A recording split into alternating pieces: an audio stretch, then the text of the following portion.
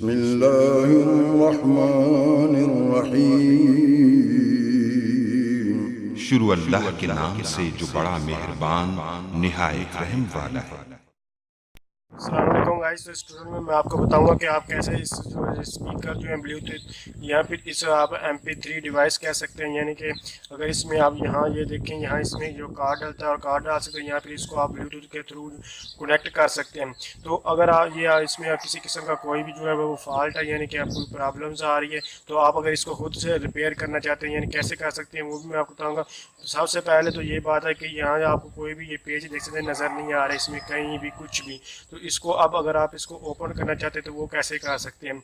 तो जस्ट ये आपको जो ब्लैक ये आपको कलर है यहाँ देख सकते हैं, यहाँ जो वाइट है और उसके बाद ऊपर जो है ये ब्लैक है। तो जस्ट ये इस ब्लैक कवर को आपने जो ओपन करना, ये थोड़ा सहज होता है लेकिन यानी कि ये स्ट्रेस के साथ लगा होता है किसी एक चिप्स या किसी चीज़ के साथ। तो आपने जस्ट इसको ओपन करने के बाद इसके नीचे देख सकते हैं ये पेज है मुख्तलिफ, और आप यहाँ इसको पेज को ओपन कर सकते हैं और ओपन करने के बाद इसमें जो भी फॉल्ट आप देखना चाहते हैं वो देख सकते हैं। तो थैंक्स फॉर वाचिंग। अल्लाह हाफिज़।